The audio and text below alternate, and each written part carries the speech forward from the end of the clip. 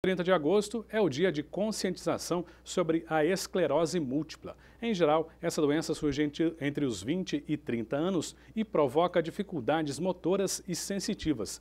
Mas a fase inicial é bastante sutil, por isso é preciso ficar atento para os sintomas. Para saber mais sobre a esclerose múltipla, o repórter Euclides Oliva foi conversar com um especialista. Dia 30 de agosto é comemorado o Dia da Conscientização da Esclerose Múltipla. Para falar mais sobre o assunto, eu converso agora com o neurologista, o médico Ítalo Venturelli. Doutor, qual que é o sintoma básico desse tipo de doença, a chamada esclerose múltipla?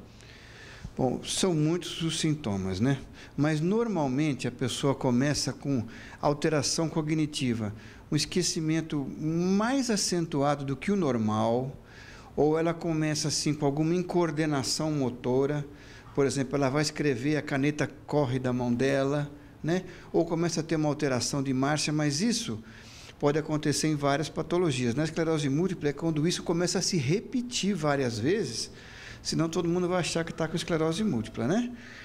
Mas quando isso começa a ficar recorrente, principalmente a alteração cognitiva, aí procurar um clínico e através de alguns exames, através de algumas coisas, a gente vai encaminhando o diagnóstico para isso. A grosso modo, o que é essa doença?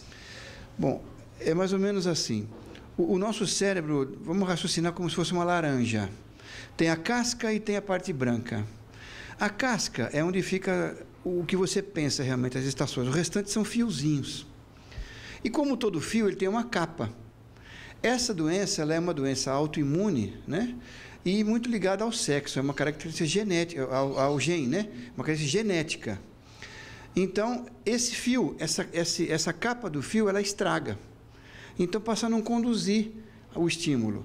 Porque, por exemplo, você beliscou meu braço, o estímulo sobe, vai lá em cima, na casquinha da laranja eu entendo e dou a resposta, né? Como esse fiozinho estragou, o meu braço começa a querer trabalhar sozinho, a minha perna começa a querer trabalhar sozinha, eu começo a não entender aquelas coisas, né? E quando você faz, por exemplo, uma ressonância, você vê placas brancas, que significa que aquela capinha do fio estragou.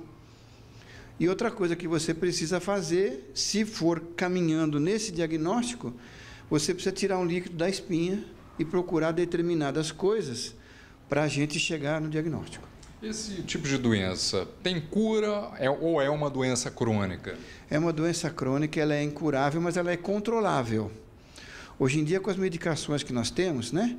Interferon, tem várias medicações, você controla muito bem, a pessoa vive muito bem, porque normalmente isso acontece desde paciente jovem, nós temos vários pacientes sendo cuidados, que continuam trabalhando, continuam com suas atividades, né? O que vai acontecer, em tese, é que com o caminhar do tempo, mas depois de muito tempo, ele poderá ter algumas limitações, né? Que hoje em dia com a fisioterapia, com os recursos de dieta, ele vai viver bem. Existe alguma maneira de se prevenir a doença? Não, porque ela é de característica genética, né?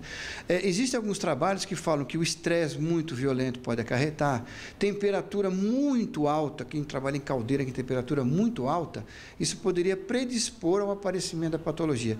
E nós estamos na fase agora de descoberta de novos vírus, né?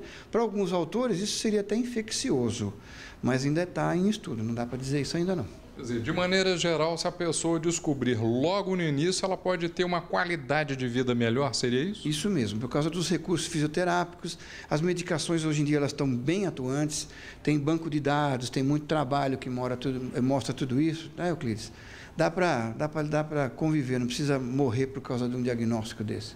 Qualquer dúvida, então, é melhor conversar com o médico, né? Conversar com o médico, o médico clínico, você não precisa ir diretamente no neurologista. Vai no médico clínico que sabe visualizar tudo isso e já vai conduzindo o caso.